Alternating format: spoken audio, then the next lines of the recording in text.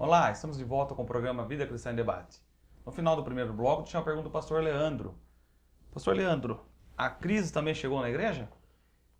Infelizmente, sim, Júnior.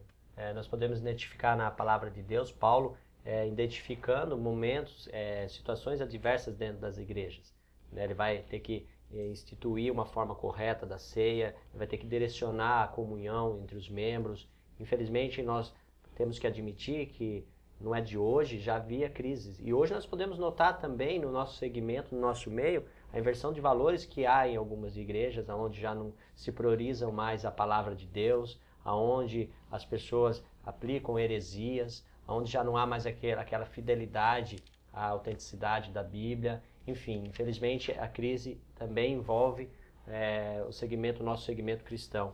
Mas olha, uma coisa que eu gostaria de falar para aqueles que estão nos assistindo e para todos nós aqui: independente da crise, independente das circunstâncias, as portas do inferno não prevalecem contra a igreja do Senhor.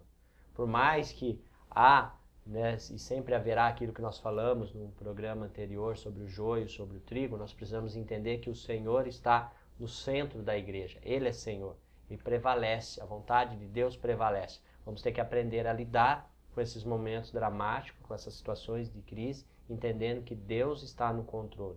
E eu creio que se darmos liberdade ao Espírito Santo e entendermos isso, nós conseguimos retomar aquilo que Deus tem direcionado, desde que a igreja em si aceite essa vontade de Deus e essa direção de Deus. Eu queria colocar uma situação, porque às vezes a gente fala de crise e às vezes a pessoa está me escutando, ela acha que crise é ruim.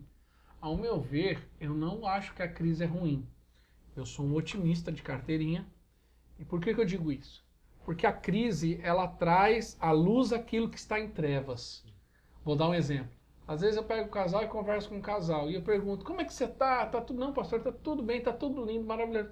Aí eu pergunto: mas vocês não brigam? Não, pastor, nosso casamento a gente não briga, não discute, olha, só paz. Aí eu normalmente viro para minha esposa e falo assim: esse casal tá vivendo uma mentira. Por quê? Porque não existe isso em casamento, não existe isso no relacionamento. Porque quando falou de a crise chegou na igreja, por que chegou na igreja? Porque onde tem gente tem problema. Entendeu? Onde tem gente tem problema. Por que não tem crise no meio da Amazônia? Porque lá não tem gente. Entendeu? Então a questão é a seguinte: a crise ela expõe, às vezes a crise, ela expõe situações de fragilidade, seja qual for a área. Exemplo, uma crise financeira. Uma crise financeira às vezes expõe a fragilidade da administração financeira daquela pessoa.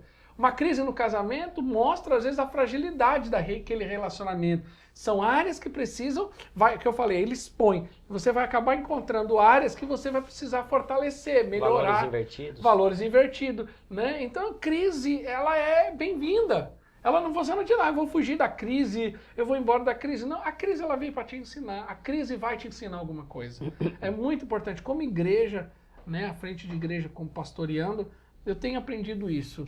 E eu tenho lido, inclusive, nesses dias um livro que fala justamente isso, como o pastor lidar com crises.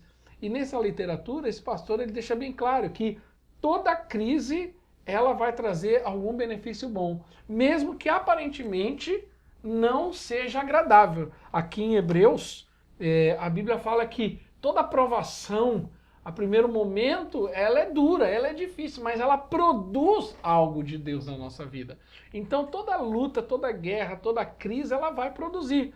Porque a crise, ela vai expor. Ela vai expor quem é amigo, quem não é amigo.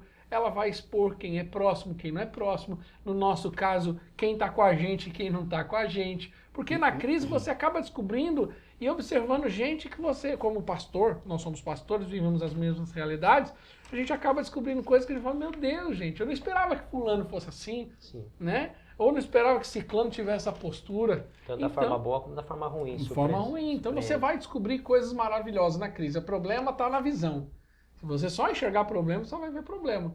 Mas se você conseguir enxergar no meio da crise, que aquela crise vai trazer, né? Exemplo, se não tivesse a crise lá da guerra entre os filisteus e Israel, o que aparece? Davi. Na questão de Gideão, a mesma coisa. Gideão apareceu na história justamente no meio de uma crise. Então a crise ela pode trazer muito benefício se ela for bem administrada, bem observada. Então podemos dizer que a crise é uma ferramenta que Deus usa bastante em nossas vidas. Eu acredito que a crise é a ferramenta também. né? Ela é uma, mas eu acho que é uma das principais. Deus permite certas circunstâncias. Isso foi na vida de Jó. Deus permitiu uma situação na vida dele, uma crise, para que ele passasse a ter uma condição espiritual diferenciada. Eu acredito que é assim que Deus nos leva. Ok. Pastor Fernando, nos responda rapidamente. Na Bíblia, tem algum caso assim que ficou marcado, que uma crise trouxe benefício para o povo de Deus? Sim, mas eu creio que existem diversos pontos que a gente nota que houve um momento de crise aparente, mas que trouxe resultado. Por exemplo, diante daquele quadro catastrófico do Mar Vermelho. Quer dizer, olha a situação. Aquilo foi uma crise que culminou com a saída do Egito. Você sai, na sua dianteira, o Mar Vermelho. Na sua retaguarda, o exército de Faraó. E agora? Aí o Moisés clamando ao Senhor, diga ao povo que marche. Quer dizer, a crise estava ali. Era fato.